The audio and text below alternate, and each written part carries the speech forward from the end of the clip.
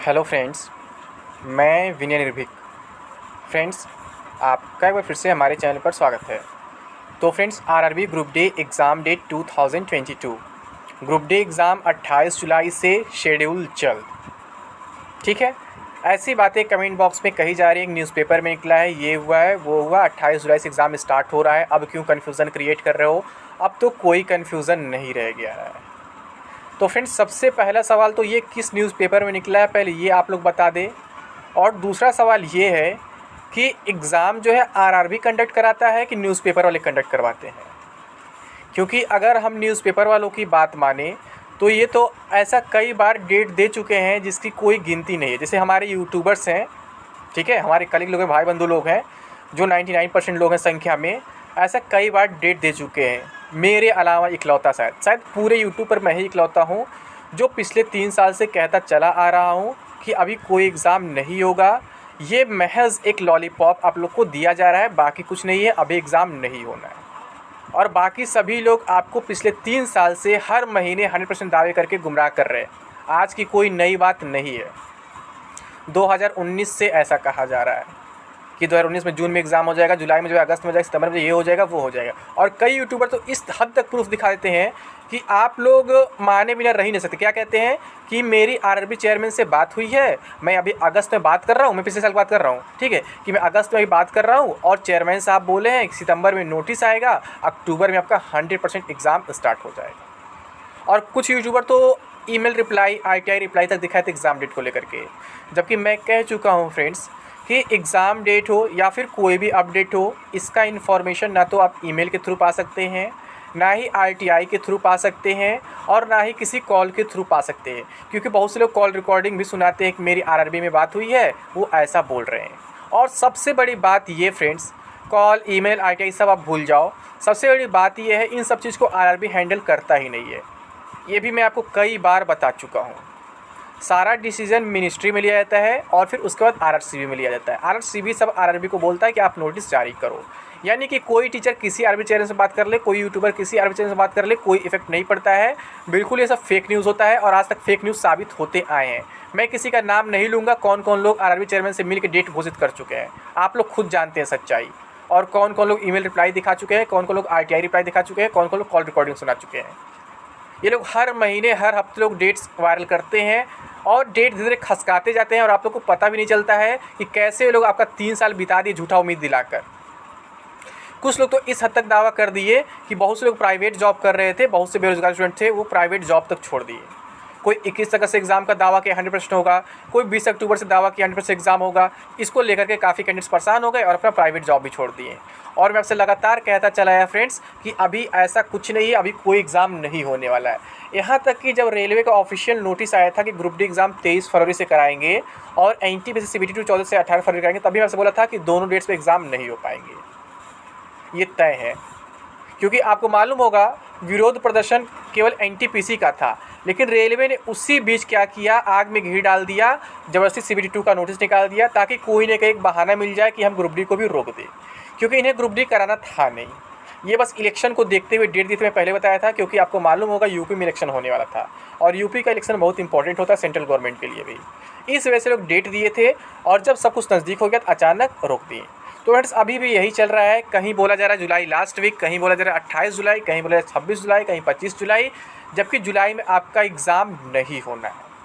मैं दिखाता हूँ, एक और न्यूज़ अभी आज आया है, ये देखिए। RRB group D admit card 2022 जारी होने वाले हैं। रेलवे ग्रुप डी भर्ती परीक्षा के एडमिट कार्ड, जाने खास बातें। भाई अभी एग्ज़ाम डेट तो मालूम नहीं है, फिर उसके बाद शेड्यूल मालूम नहीं है, सिटी इंटीमेशन आया नहीं है, ये एडमिट कार्ड तक पहुंच चुके हैं। मतलब इन लोग का लेवल इतना हाई है कि आप सोच नहीं सकते हैं। ये हिंदुस्तान मीडिया वाले हैं। हिंदुस्तान वाले तो मतलब डेली कोई ना कोई वैकेंसी निकालते रहते, न्यूज़पेपर में पढ़ते ही होंगे, तो इनकी तो बात ही अलग है, सबसे अलग लेवल इनका है। फिर उसके बाद दैनिक जागरण है, फिर अमर उजाला, ये लोग ऐसे ही वैकेंसी निकालते रहते हैं और यही लोग सब खुद भर्ती होते रहते हैं। स्टूडेंट को पता नहीं चलता, कैंडिडेट को पता नहीं चलता है। और ऐसे हमारे यूट्यूबर भाई बंधु हैं, हर महीने कोई ना कोई वैकेंसी निकालते रहते हैं, हर महीने कोई ना कोई रिजल्ट निकलवाते रहते हैं, हर महीने कोई ना कोई एग्ज़ाम डेट निकलते रहते हैं। बस इन लोगों को पता चलता है, जिसको कराना है उसे नहीं पता क्या कर रहा है वो कब रिजल्ट दे रहा है, कब वैकेंसी निकाल रहा है, कब एग्ज़ाम डेट दे रहा है। लेकिन हमारे यूट्यूबर भाई को पता रहता है और न्यूज़ वालों को पता रहता है। देखिए क्या लिखा है, RRB group D, railway group D भर्ती परीक्षा के एडमिट कार्ड बहुत जल्द जारी होंगे। एडमिट कार्ड से पहले अभ्यर्थियों को उनके परीक्षा शहर की जानकारी दी जाएगी। परीक्षा जुलाई के अंतिम सप्ताह से होगी। बताइए, जबकि आरआरबी कभी भी ऑफिशियल ये नहीं बोला है कि जुलाई के अंतिम सप्ताह से एग्जाम कराएगा, कहीं भी किसी नोटिस में नहीं। 10 मार्च के नोटिस में भी ऐसा नहीं लिखा है कि आरआरबी कह रहा हो कि जुलाई अंतिम सप्ताह से हम एग्जाम कराएंगे। ठीक है, ऐसा कहीं नहीं, बस वहाँ बोला गया था जुलाई से स्टार्ट कराएंगे। जुलाई में कब से कुछ नहीं कहा गया था। और वहाँ पॉसिबिलिटी की बात की गई थी। कहा यह गया था कि उस टाइम जो है एनएससीआईटी का चयन किया गया है। एनएससीआईटी नई एजेंसी है, हमारा वैकेंसी प्रोसेस भी चेंज हो गया। पहले हम 2 सीबीटी कराए थे, अब 1 सीबीटी कराएंगे और आरआरबी वाइज कराएंगे। इन सबको एडजस्ट करने में काफ़ी टाइम लगेगा, तो मान के चल सकते जुलाई से एग्जाम करा सकते हैं, ऐसा उस नोटिस का मीनिंग था। ठीक, और आपको मालूम है उसके बाद बहुत सारे चेंजेस हो गए। एनएससीआईटी एग्ज़ाम नहीं करा रही है, आपका एग्ज़ाम टीसीएस ही करा रही है, जिसको लेकर के मैं पिछले 3 साल से लगातार कह रहा था कि आप किसी के बहकावे में मत आइए। टीसीएस के अलावा और कोई ईसीए नहीं है जो इतने बड़े एग्जाम को कंडक्ट करा सके। बड़े मीन्स क्या, नंबर ऑफ कैंडिडेट्स बहुत ज़्यादा है, लेवल नहीं, लेवल तो ग्रुप डी है ये, ठीक है। लेकिन मैं शुरू से कहता था, आप लोग विश्वास नहीं कर पाए, और सच्चाई वही है। अभी भी आप देख रहे हैं टेंडर में केवल मतलब कह सकते हैं कि टीसीएस बची है, बाकी जो 2 कंपनी हट जाएंगे, उसका कोई मतलब नहीं है।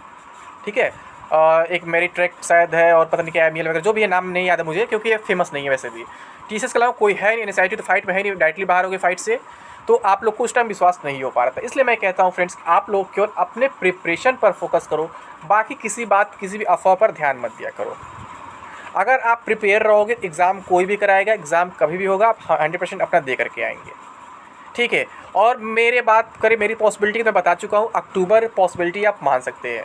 लेकिन मैं बाकी यूट्यूबर्स तक कभी 100% दावा नहीं करता हूँ, क्योंकि मैं कई बार कह चुका हूँ कि उससे भी अधिक लेट हो सकता है, आपका एग्ज़ाम अगले साल तक भी जा सकता है। और कम से कम बात की अगर गारंटी लेने की बात करें, मैं बता चुका हूँ 15 अगस्त तक बिल्कुल पॉसिबल नहीं है। उसके बाद पॉसिबिलिटी 1-1%, 2-2%, 4-4% बढ़ सकता है, बट 15 अगस्त तक बिल्कुल इम्पॉसिबल है। और अभी के अकॉर्डिंग पॉसिबिलिटी जो है 50% से अधिक की अक्टूबर की दिख रही है, मैं इतना कह सकता हूँ।